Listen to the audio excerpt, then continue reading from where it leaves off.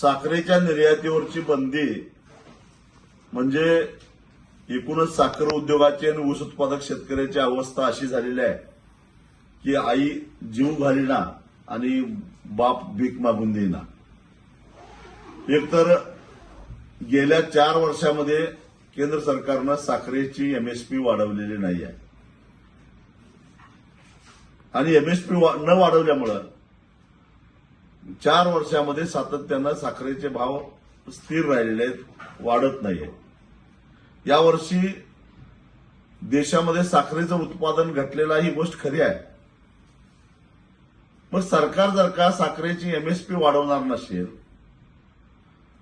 जगाच्या बाजारामध्ये साखरेला भाव चांगला मिळत असेल, तर मग साखर कारखान्यांनी साखर निर्यात का करू नये आणि त्यालाही तुम्ही बंदी घालता, स्वतःही भाव वाढवत नाही. याच्या पाठीमागचं केंद्र सरकारचं लॉजिक काय आहे?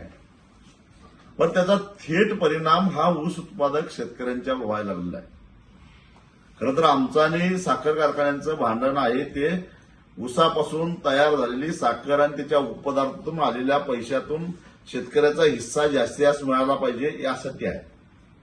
पण साखरेचे भावच वाढले नाहीत, तर मग साखर कारखाने तरी काय करणार? आणि त्यामुळे आज परिस्थिती अशी आहे की देशामध्ये जवळपास 12,000 कोटी रुपयाची ऊस उत्पादक शेतकऱ्यांची देणी थकलेली आहे. राज्यामध्ये 3,000 कोटीच्या आसपास देणी थकलेली आहे. याला जबाबदार कोण? जो कायदा आहे ऊस दर नियंत्रण अध्यादेश 1966, त्या कायद्यानुसार ऊसाचे पैसे 14 दिवसाच्या आत नाही दिले तर साखर कारखान्यांच्यावर कारवाई करायची तरतूद आहे.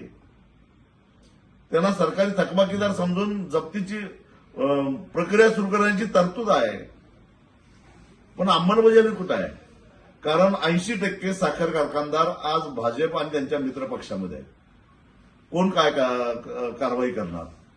म्हणजे याचा थेट परिणाम साखर कारखानदारांचं सोडावं, ते काही साखरेचे पैसे मिळत नाहीत, साखरेला दर नाही म्हणून हात वर करतात, सरकार कारवाई करत नाही माहिती आहे. त्याचा थेट फटका बसतो तो ऊस उत्पादक शेतकऱ्यांच्यावर. एका बाजूला रासायनिक खताचे दर आकाशाला भिडलेले आहेत. आमचे पंतप्रधान शेतकऱ्यांना सांगतात की रासायनिक खताचा वापर कमी करा. दुसऱ्या बाजूला साखर कारखानदार पैसे द्यायला तयार नाहीत.